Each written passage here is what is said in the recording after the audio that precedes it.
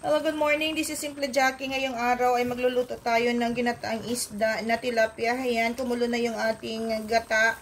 At meron na tayong seasoning. Nilagyan ko ng seasoning at ating asin. So, ayan, kumukulo na at medyo okay na po ito.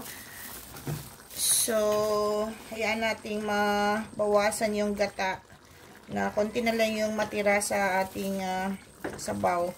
So, ayan. So, creamy yung ating gata dahil yung natural o niyog na natural yung ating ginamit na gata. So, kaya na kumukulo na sis at malapit na po natin itong tanggalan sa apoy.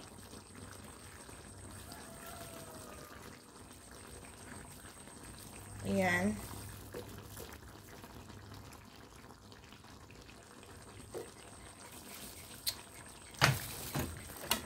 So, lagyan na natin ang ating siling labuyo.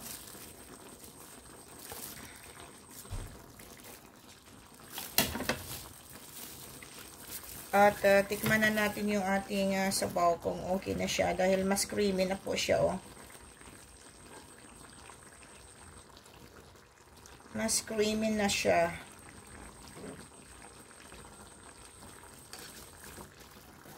Tikman natin ang sabaw.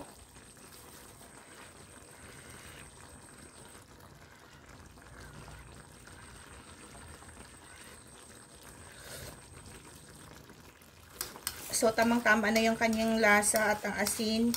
Pwede na nating tanggalan to sa apoy dahil para hindi malanta ang ating gulay. So, lagyan na ng spring onions dahil luto na po siya.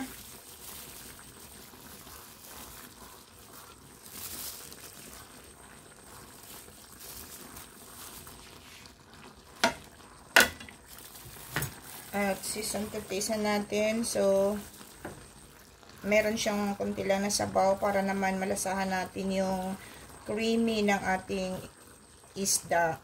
So, ngayong araw ay ito yung ating ulam, ginataang tilapia. Ayan sis. So, maraming thank you po sa inyong pagsubaybay sa aking video. Thank you for watching. And don't forget to subscribe, like and share sa aking videos and hit the notification bell. Thank you so much.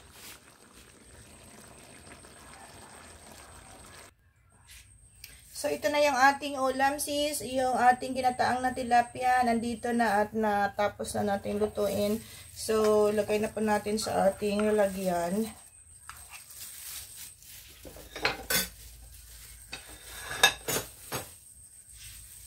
Lagay na po natin sa ating lalagyan yung tilapia. Ayan.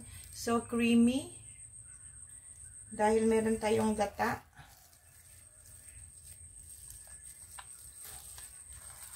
Ayan.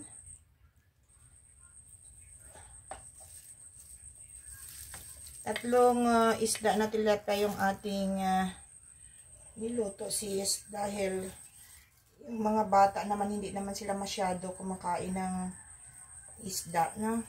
So, ayan na. Meron tayong mga gulay dito na pwede na nating ilagay sa taas ng ating isda. Ayan, oh. So, creamy yung ating ginataang isdang tilapia. So, ito yung ating ulam ngayong araw.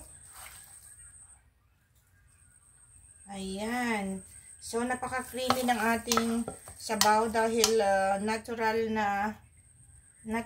na niyog yung ating ginamit.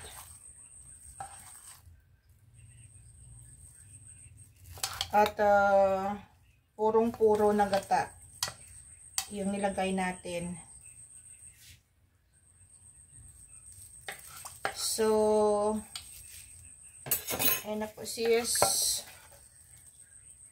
Naghintay na yung ating mga kakain ito ng ating ulam dahil mag-almusal na po tayo.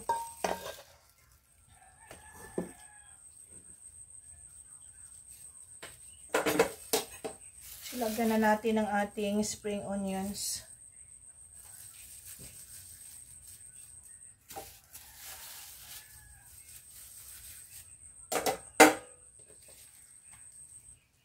So, ito na po yung ating ginataang tilapia for today's video.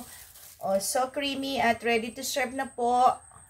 Ayan po, so creamy yung ating ulam ngayong umaga. So, thank you for watching and bye. God bless everyone.